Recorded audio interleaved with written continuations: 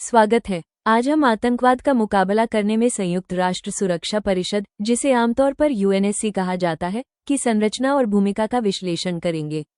आतंकवाद हमारे समय के सबसे गंभीर वैश्विक खतरों में से एक है।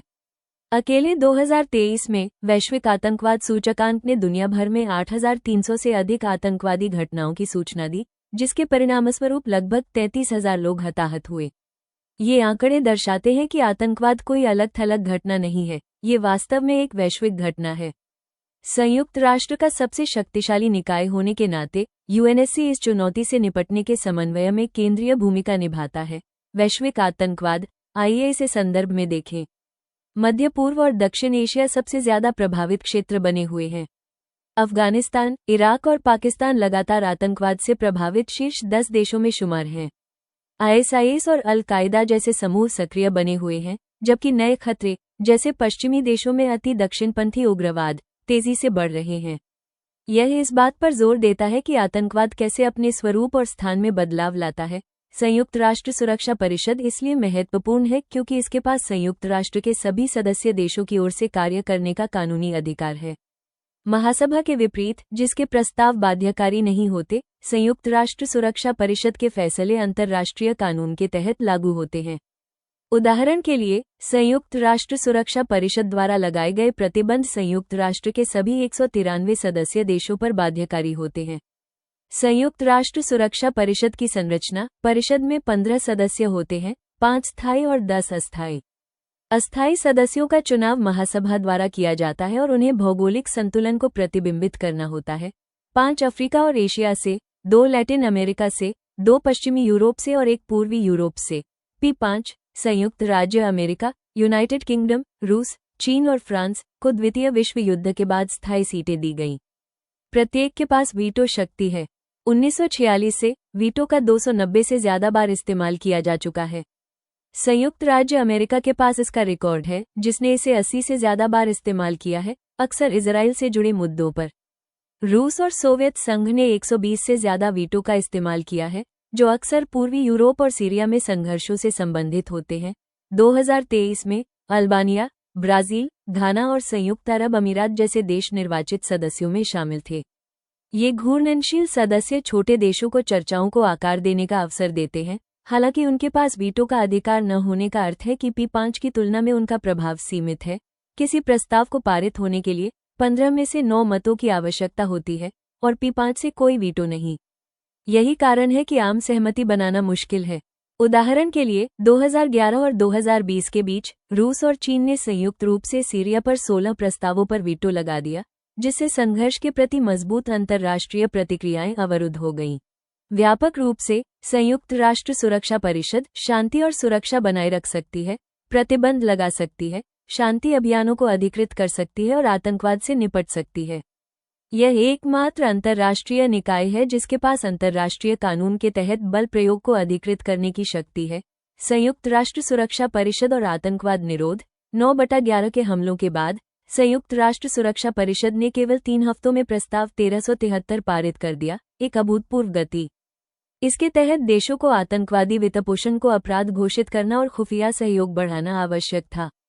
प्रस्ताव 1267 ने अल कायदा और उसके सहयोगियों के खिलाफ प्रतिबंध लगाए।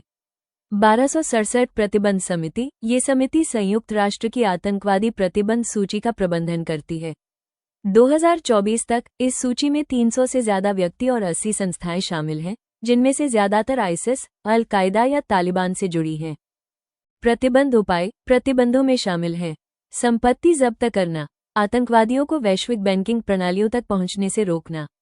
यात्रा प्रतिबंध, अंतर्राष्ट्रीय सीमाओं के पार आवाजाही को सीमित करना। हथियार प्रतिबंध, हथियारों की बिक्री पर रोक। एक वास्तविक उदाहरण: 1999 में इसी शासन के तहत ओसामा बिन लादेन पर प्रतिबंध लगाया गया था, जिससे उसका वैश्विक वित्तीय नेटवर्क सीमित हो गया था। सूचीकरण प्रस्ताव सदस्य देशों से आते हैं। यदि साक्ष्य अपर्याप्त है तो सूची से हटाना हो सकता है।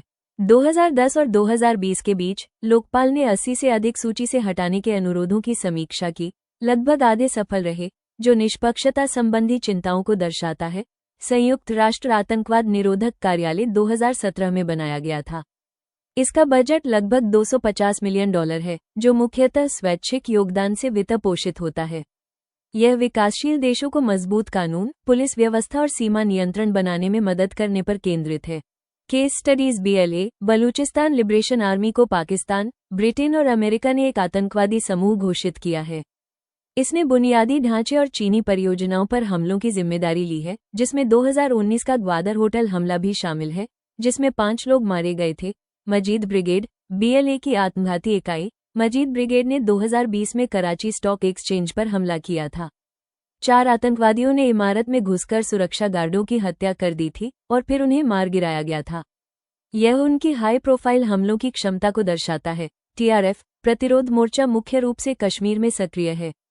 ये 2019 में उभरा और व्यापक रूप से लश्कर-ए-तैयबा का एक मोर्चा माना जाता है, जो 2008 के मुंबई हमलों के लिए जिम्मेदार था, जिसमें 166 लोग मारे गए थे। TRF की स्थिति 2025 तक, संयुक्त राष्ट्र ने TRF को आतंकवादी समूह घोषित नहीं किया है। हालांकि भारत और कुछ पश्चिमी देशों ने इसे शामिल करने की मांग की है। TRF को आतंकवादी घोषित न किया जाना संयुक्त राष्ट्र सुरक्षा परिषद के निर्णय लेने में राजनीतिक जटिलताओं को उजागर करता है। संयुक्त राष्ट्र की वैश्विक सूची में सैकड़ों नाम शामिल हैं। उदाहरण के लिए, ISIS नेता अबू बकर अल-बगदादी 2019 में अपनी मृत्यु तक इस सूची में था। संयुक्त राष्ट्र के प्रतिबंधों ने आतंकवादियों को अरबों डॉलर की धनराशि स्थानांतरित करने से रोक दिया है।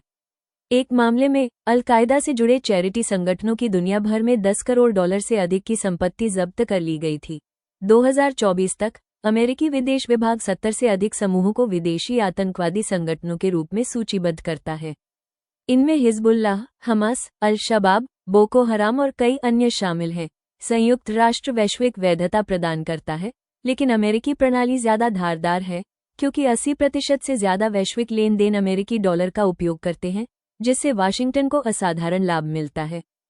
वैश्विक प्रयास 2006 की संयुक्त राष्ट्र रणनीति अभूतपूर्व थी। इसे सभी 193 देशों ने सर्वसम्मति से अपनाया। संयुक्त राष्ट्र के कुछ ही दस्तावेजों को इतना समर्थन प्राप्त है। FATF देशों के अनुपालन की निगरानी करता है।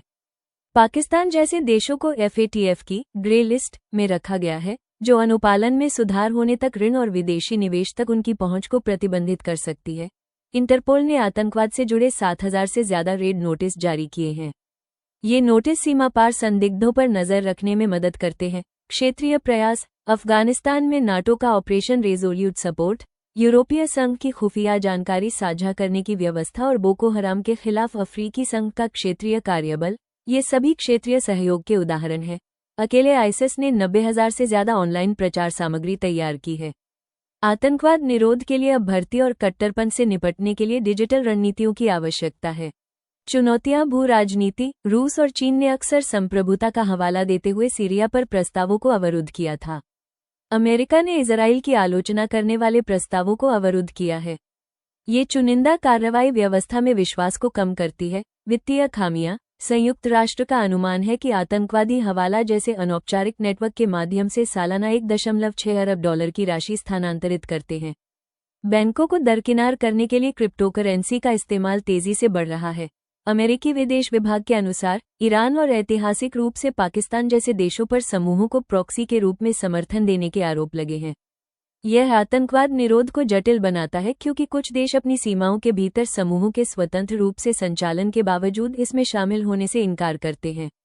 मानवाधिकार एम्नेस्टी इंटरनेशनल ने मिस्र और भारत जैसे देशों में आतंकवाद रोधी कानूनों की आलोचना करते हुए तर्क दिया है कि आतंकवाद की व्यापक परिभाषाओं का इस्तेमाल असहमति को दबाने के लिए किया जा सकता है। भविष्य की दिशाएं विशेषज्ञ मानवीय संकटों में वीटो के इस्तेमाल को सीमित करने जैसे सुधारों का सुझाव देते हैं। फ्रांस ने बड़े पैमाने पर अत्याचारों के समय स्वैच्छिक वीटो निलंबन का प्रस्ताव रखा है, हालांकि इस पर सहमति नहीं बन पाई है। खुफिया जानकारी साझा न करने की वजह से काफी नुकसान हुआ है। उदाहरण के लिए 2015 के पेरिस हमलों से पहले फ्रांस और बेल्जियम के अधिकारी हमलावरों की गतिविधियों के बारे में पूरी तरह से चेतावनियां साझा करने में विफल रहे।